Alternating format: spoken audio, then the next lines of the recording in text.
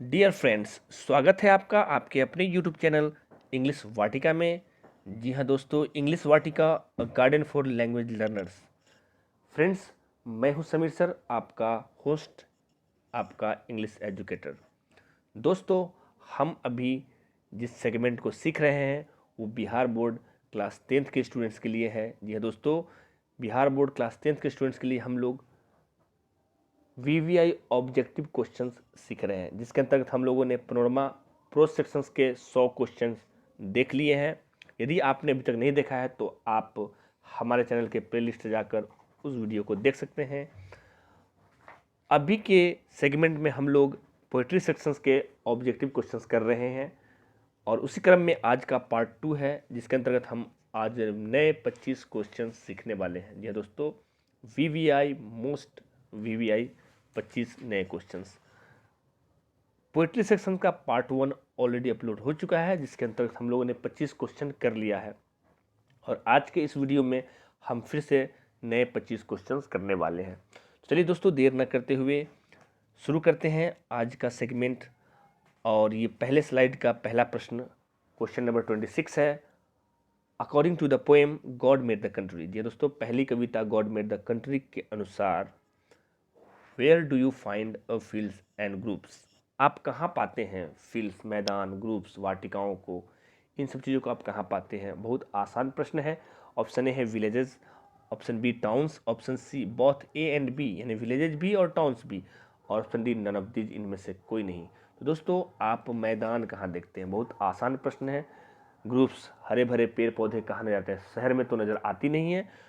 तो निश्चित रूप से आपका ऑप्शन ए यानी विलेज आपका सही आंसर है। तो option A is the correct answer. देखते हैं अगला प्रश्न 27। The happy man is dash to breathe his native air.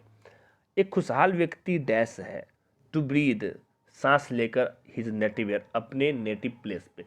तो कोई व्यक्ति हैप्पी मैन जो होता है, जो खुशहाल व्यक्ति होता है, जब अपने नेटिव प्लेस पे होता है, वहाँ रहता है, वहाँ की हवाओं में सांस लेता है, तो वो क्या फील करता है बताना है हमें। तो वो ऑप्शन ए सैड फील करता है, ऑप्शन बी कंटेंट फील करता है, ऑप्शन सी क्रूएल फील करता है, और ऑप्शन डी अनेबल। तो दोस्तों, सैड उदास तो होगा नहीं, क्रूएल क्रूर तो होगा नहीं, अनेबल अयोग्य फील तो करेगा नहीं। तो बचता है ऑप्शन बी कंटेंट। जी हाँ दोस्तों, संतुष्ट, इसकी हिंदी होती है संतुष्टि। तो खुशहाल व्यक्ति को अपने नेटिव एयर में जब वो सांस लेता है तो कंटेंट फील करता है, यानी संतुष्ट फील करता है। Option B is the correct answer. देखते हैं question number 28। What happens when we burn a polythene bag. क्या होता है जब हम एक पॉलीथीन बैग को जलाते हैं। तो दोस्तों, इट टर्न्स इनटू एश, क्या यह राख में बदल जाता है। It gives a poisonous smell, क्या यह एक जहरीली गंध देती है या छोड़ती है। इट बिकम्स वोलाटाइल, यह वोलाटाइल हो जाता है, या नन ऑफ दिस, इनमें से कोई नहीं। तो दोस्तों, जब आप एक पॉलीथीन बैग को जलाते हैं तो सबसे पहले तो वो राख हो ना हो वो फर्क नहीं पड़ता, लेकिन उससे जो निकलने वाली धुआं होती है वो काफ़ी जहरीली होती है, गंध, जहरीली गंध देती है, स्मेल देती है। तो ऑप्शन बी आपका करेक्ट आंसर है, it gives a poisonous smell. Next question 29। The poem thinner than a crescent. दोस्तों, thinner than a crescent is in the form of. ये जो कविता है थिनर देन अ क्रिसेंट, जिसके राइटर विद्यापति हैं, ये कविता किस फॉर्म में लिखी गई है, किस रूप में लिखी गई है, आपको उस फॉर्म को बताना है, इसके फॉर्मेट को बताना है। तो ऑप्शन ए है अ लेटर, एक पत्र के फॉर्मेट में, option be a report, report के फॉर्मेट में, स्पीच के फॉर्मेट में, या कन्वर्सेशन के फॉर्मेट में। तो दोस्तों, कविता जब आप पढ़िएगा तो उसमें आपको पता चलेगा, राधा वियोग में है कृष्ण के, उनसे मिलना चाहती है, लेकिन कृष्ण है कि इग्नोरेंस है, अनभिज्ञ है, इस चीज़ से बेखबर है। तो राधा की जो स्थिति है दयनीय होती जा रही है, वो पतली होती जा रही है दुख में। तो इस बात की सूचना देने उनकी सहेलियाँ जाती है कृष्ण जी के पास। तो सूचना देना मतलब रिपोर्ट पहुंचाना। तो इस प्रकार आपका उत्तर जो होगा इस प्रश्न का वो होगा अ रिपोर्ट। ये दोस्तों याद रखेंगे, थिनर देन अ क्रिसेंट का जो फॉर्म है वो एक रिपोर्ट के फॉर्म में लिखी गई कविता है। तो option B is the correct answer. देखते हैं next question, question number 30। In the poem the empty heart. जी दोस्तों, बात एम्प्टी हार्ट पोएम की हो रही है। तो इस कविता में to whom did the man bid good bye, किस को वो आदमी, वो मनुष्य गुड बाय कहता है, अलविदा कहता है। ये बताना है। हिज मदर ऑप्शन ए उसकी अपनी माँ को, हिज वाइफ अपनी पत्नी को, हिज चिल्ड्रन अपने बच्चों को, या ऑप्शन डी इन तीनों को, मदर को भी, वाइफ को भी और चिल्ड्रन को भी। तो दोस्तों वो परिवार से जुड़ा होता है, वो व्यक्ति परिवार को गुड बाय बोलता है, तो उसमें परिवार में सभी लोग आ जाते हैं। तो ऑप्शन डी आपका करेक्ट आंसर होगा। अपनी माँ को, पत्नी को और बच्चों को वो गुड बाय बिड करता है। तो ये थे पहले स्लाइड के 5 इंपॉर्टेंट प्रश्न। चलते हैं अगले स्लाइड की तरफ।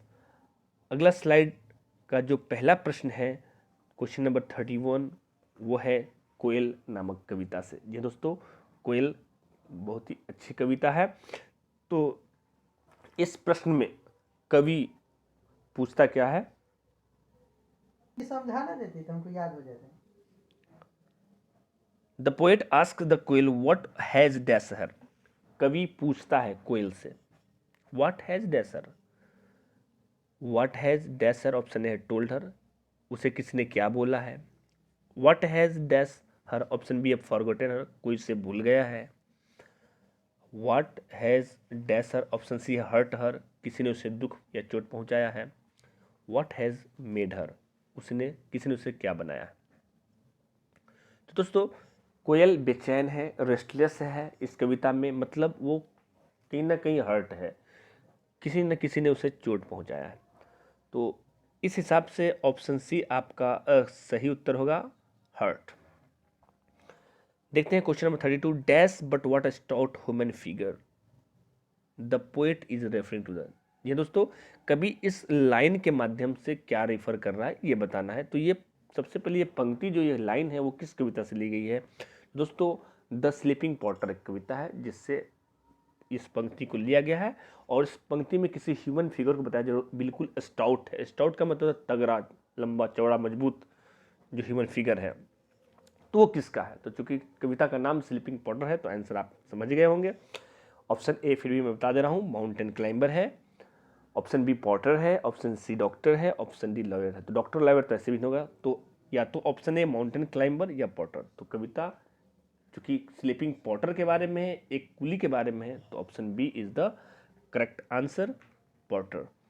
चलते हैं क्वेश्चन नंबर 33 की तरफ। Martha use to tell her stories in the hazel. दोस्तों मार्था नामक कविता में मार्था अपनी कहानियां कहा करती थी in the hazel. In the hazel, hazel का मतलब क्या होता है, ग्रीनिश ब्राउन, जो हरे रंग का भूरा कलर होता है, मतलब बादाम का कलर, बादामी कलर। तो बादामी रंग के किस में, फॉरेस्ट में अपनी कहानियां क्या करते थे। ऑप्शन ए बी माउंटेन पे, ऑप्शन सी रिवर बैंक, या ऑप्शन डी ग्लीन।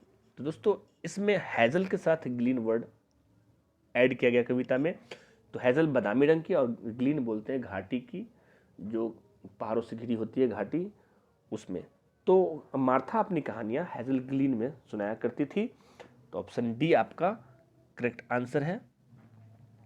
देखते हैं question number 34, according to the poet health and virtue can be found इन।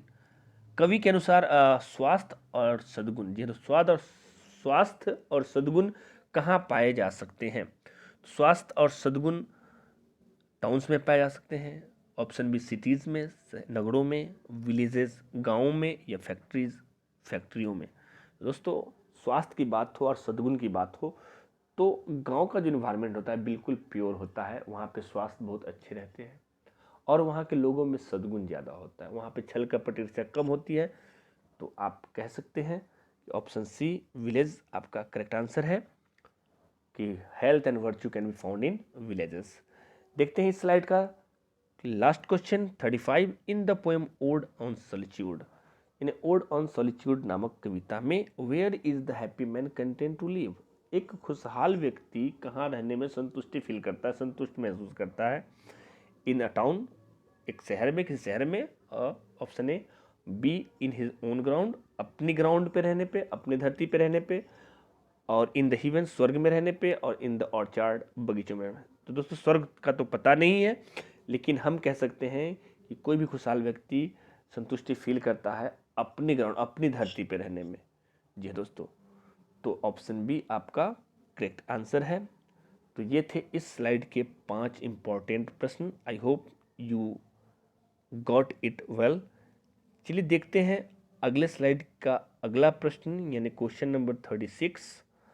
और क्वेश्चन नंबर 36 जो है पहला क्वेश्चन है, the feeling of hurt has been compared to. जी दोस्तों, हर्ट वर्ड बार बार आ रहा है, याद रखेंगे। इसकी जो हिंदी होती है चोट पहुंचाना या आघात पहुंचाना। चोट, दुख, दर्द हो सकता है। तो ये चोट पहुंचाने, आघात पहुंचाने की जो फीलिंग है, चोट की जो फीलिंग है, अनुभव है, हैज़ बीन कंपेयर्ड किया गया यहाँ पे कविता में। किससे किया गया वही बताना है। और गार्बेज बिन, एक गार्बेज बिन से, गार्बेज कूड़े कचरे को बोलते हैं, बिन वो जो डस्टबिन होता है उसको बोलते हैं। तो गार्बेज बिन से किया गया। Option B, the earth crust, पृथ्वी की जो प्रॉपर्टी, ऊपरी परत होती है उससे किया गया। ऑप्शन सी, पॉलिथीन बैग से किया गया। ऑप्शन डी, द एनवायरमेंट से किया गया। तो दोस्तों यहाँ पे इस कविता में गार्बेज बिन से हर्ट की तुलना की गई है। तो इस हिसाब से ऑप्शन ए आपका करेक्ट आंसर हुआ। देखते हैं question number 37, why is Radha hurt in thinner than a crescent. जी हाँ दोस्तों, कविता थिनर देन अ क्रिसेंट में राधा हर्ट क्यों है, राधा क्यों दुखी है, राधा क्यों आघात में है। तो option A, due to presence of Lord Krishna, Lord Krishna की उपस्थिति के कारण। तो वो तो थे नहीं, ऑप्शन ए तो कभी होगा नहीं। Option B, due to the absence of Lord Krishna, Lord Krishna के अनुपस्थिति के कारण। Due to the ignorance of Lord Krishna, Lord Krishna के बेखबरी के कारण, अनभिज्ञता के कारण। या due to the anger of Lord Krishna, या लॉर्ड कृष्णा के गुस्से के कारण। तो दोस्तों प्रेजेंस वहाँ पे थे नहीं, लेकिन वो अब्सेंट भी नहीं थे, कहीं ना कहीं थे, और गुस्सा भी नहीं थे। तो ऑप्शन डी, वो सब होते हुए भी वो इग्नोर कर रहे थे, राधा को इग्नोर कर रहे थे। तो ऑप्शन सी आपका करेक्ट आंसर है, due to the ignorance of Lord Krishna, Lord Krishna के इग्नोरेंस की वजह से। नेक्स्ट क्वेश्चन 38 है, the poem the empty heart highlights man's insatiable dash. दोस्तों ये एम्प्टी हार्ट जो कविता है काफ़ी अच्छी कविता है।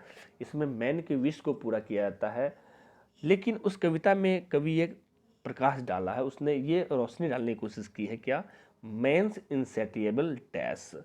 तो मैन का जो लोभ होता है, इंसेटिबल लोभ को बोलते हैं, लालच को बोलते हैं, वो किस चीज़ का होता है। तो फूड का, भोजन का, हंगर का यानी भूख का, सी ग्रीड का यानी लालच का, और डी नेचर प्रकृति का।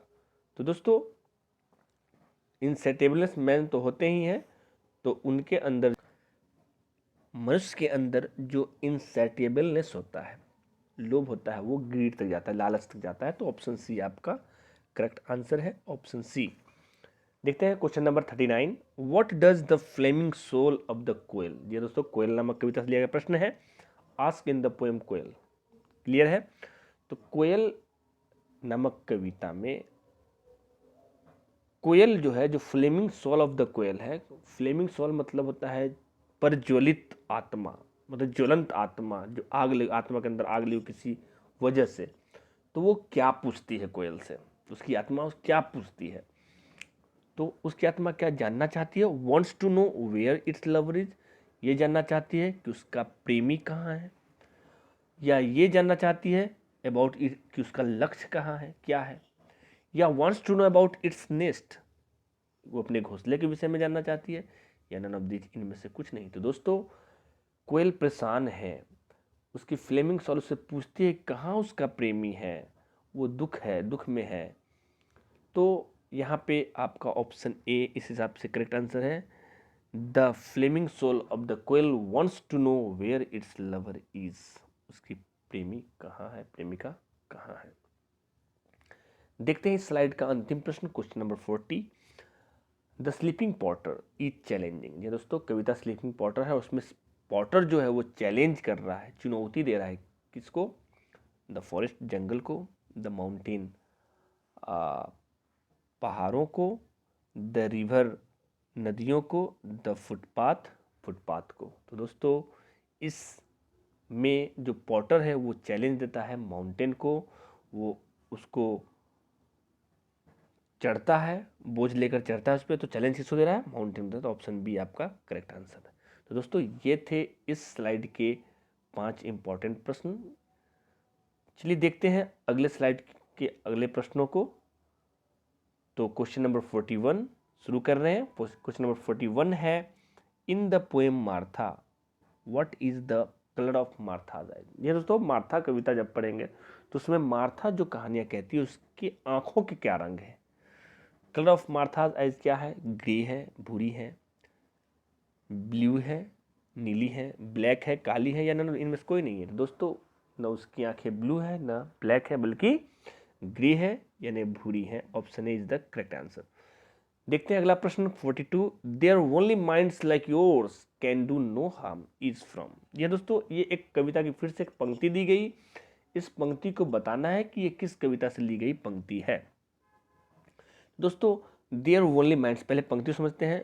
एकमात्र दिमाग, एकमात्र मन जैसा कि आपका है। कैसा मन है आपका, जो किसी को दुख हार्म नहीं करता हो, जो हार्म करना नहीं जानता हो, जो नुकसान करना नहीं जानता हो, बिल्कुल आपका दिमाग वैसा ही है। तो ये पंक्तियाँ किससे ली गई है, ऑर्डर सॉलिट्यूड से, द स्लीपिंग पॉटर से, कोयल से, या गॉड मेड द कंट्री से। दोस्तों गॉड मेड द कंट्री में वर्णन किया गया है कि गॉड ने जब कंट्री को बनाया तो उसमें क्या क्या दिया। वहाँ के माइंड्स ऐसे थे जहाँ पे किसी को कोई हार्म नहीं, कोई नुकसान नहीं, लेकिन जब मनुष्य ने टाउन्स बना लिए तो उसमें बहुत सारी चीज़ें आ गई। तो ये लाइन उसी कविता से ली गई है जो गॉड मेड द कंट्री है, ऑप्शन डी। तो ऑप्शन डी आपका सही उत्तर है। क्वेश्चन नंबर 43 देखते हैं। In the poem ode on solitude, कविता ओड ऑन सॉलिट्यूड में the poet draws a beautiful picture of, कवि ने ड्रॉ किया है, रेखांकित किया है एक बहुत ही सुंदर तस्वीर किसकी, अ विलेज की, एक गांव की, अ पुअर मैन की, एक गरीब व्यक्ति की, अ हैप्पी मैन की, एक खुशहाल व्यक्ति की, अ टाउन, एक शहर की। तो दोस्तों मैं अभी लगातार इस कविता से प्रश्न बनाता आ रहा हूँ, उसमें हमेशा हैप्पी मैन की चर्चा की जाती है। तो आई होप आपने आंसर समझ लिया है। इसका आंसर क्या होगा, option number C, a happy man. देखते हैं अगला प्रश्न 44। The polythene bag melts down when a little dash is applied. ये दोस्तों पॉलिथीन बैग मेल्ट्स डाउन हो जाता है, पिघल जाता है, गल जाता है जब उस पर थोड़ी मात्रा में डैश अप्लाई किया जाता है। क्या अप्लाई, क्या लगाया जाता है। Option A chemical, option B fertiliser, या ऑप्शन डी सी वाटर, और ऑप्शन डी वार्मथ। तो दोस्तों केमिकल रसायन होता है, फर्टिलाइजर उर्वरक होती है, वाटर तो आप लोग जानते हैं क्या होता है, और वार्मथ गर्मी होता है। तो जब उस कविता में बताया गया पॉलिथीन बैग को जलाया जाता है तो जलाने के लिए गर्मी देना पड़ता है। तो उस पर जब गर्मी अप्लाई की जाती है तो क्या होता है, मेल्ट डाउन कर जाता है, कड़कड़ की आवाज़ न करके नरम हो जाता है। तो ऑप्शन डी आपका करेक्ट आंसर है। चलिए देखते हैं इस स्लाइड का अंतिम प्रश्न 45।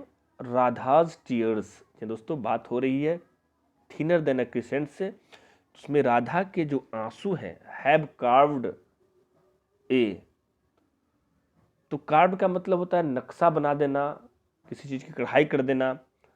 तो राधा के आंसू ने किस चीज़ को कार्व कर दिया है ये बताना है। रिवर, नदी को, स्टैचू, मूर्ति को, सी समुद्र को, और ऑप्शन डी होल को। तो दोस्तों इसका जो उत्तर होगा ऑप्शन ए यानी रिवर को। राधा की आंसू ने नदियाँ को रास्ता बना। नदी का रास्ता मतलब इतनी आंसू राधा ने निकाला कृष्ण के वियोग में कि उसकी आंसू नदी की धारा बन गई, नदी की धारा के रूप में कार्य कर गई। तो ये थे इस स्लाइड के 5 इंपॉर्टेंट प्रश्न। आई होप आपने अच्छे ढंग से समझ लिया। चलिए दोस्तों देखते हैं आज के इस वीडियो का अंतिम स्लाइड यानी अंतिम 5 प्रश्न, जो 46 नंबर प्रश्न है। There was dash which had the power of to grant wishes. एक डैश था जिसके अंदर पावर थी, शक्ति थी विशेष को ग्रांट करने की, इच्छाओं को पूरा करने की, मानने की। तो क्या था भाई, वो क्या थी। स्नेक थी, सांप थी, बी पीजन कबूतर था, सी ट्री पेड़ था, डी टेम्पल मंदिर था। तो दोस्तों आप जो आंसर सोच रहे हैं बिल्कुल वही आंसर है, क्योंकि जब आप कविता पढ़िएगा तो उसमें एक ट्री है जो क्या करता है, उसके अंदर एक ताकत है विशेष को ग्रांट करने की। तो आप लोग करेक्ट हैं, ऑप्शन सी आपका करेक्ट आंसर है। चलते हैं 47 नंबर क्वेश्चन में। The koel is desperately looking for his. कोयल बेचैन होकर निराशापूर्ण तरीके से लुक फॉर कर रही, खोज रही है। किसको खोज रही है? तो अभी तो चर्चा किए थे कि wants to know where its beloved, इसका लवर कहाँ है उसके, तो खोज किसको रही है? अपने बिलव्ड को खोज रही है। तो इसका आगे ऑप्शन पढ़ने की जरूरत तो है नहीं। तो 46 का जो आंसर होगा वो ऑप्शन ए, बिलव्ड को। यानी कोयल डिस्परेटली किसको ढूंढ रही है? अपने बिलव्ड को, प्रेमिका को ढूंढ रही है। 48 नंबर क्वेश्चन है इन the poem the sleeping porter. Sleeping porter नामक कविता में what distance does the porter cover in the snows of winter.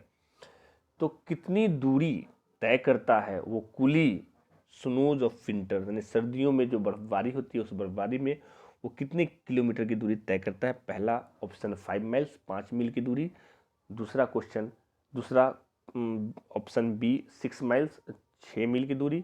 Option C 7 miles, 7 mile की दूरी। Option D none of the, जिनमें से कोई नहीं। तो दोस्तों आंसर होगा ऑप्शन बी 6 माइल्स। तो वो विंटर ऑफ स्नोज में कितने डिस्टेंस को तय करता है पोर्टर? 6 माइल्स की दूरी को। Question number 49, the porter is out of.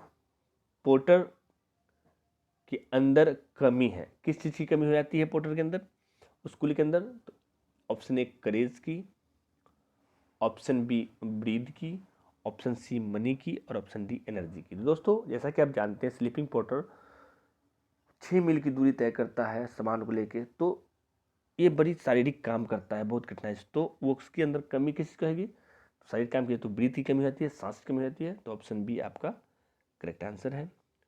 दोस्तों देखते हैं आज के इस वीडियो का अंतिम प्रश्न, question number 50। When Martha told her story, जब मार्था अपनी कहानी कही, the children stared at her with, बच्चों ने उससे घूर कर क्या किया? किसके साथ घूरा? स्टेयर मतलब घूरना, ताकना होता है।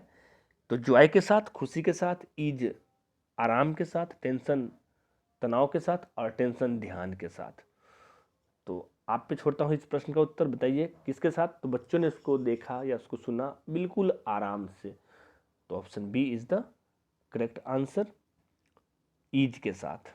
तो दोस्तों ये थे आज के इम्पोर्टेंट 25 क्वेश्चंस। आई होप आपने अच्छे ढंग से इन प्रश्नों को देखा। चलिए दोस्तों एक बार इसका हम लोग कंप्लीट आंसर शीट देख लेते हैं, और आप इसके स्क्रीनशॉट ले लें आंसर के लिए, और वीडियो को बार बार रिपीट करके देखें ताकि ये प्रश्न आपके दिमाग में बस जाए। अगर आज का वीडियो आपको पसंद आया तो हम लोग फिर मिलेंगे अगले वीडियो में, यानी पार्ट 3 में, अगले नए प्रश्न के साथ जो 25 होंगे। तो बने रहें हमारे साथ और सीखते रहें इंग्लिश। जय हिंद, गुड बाय।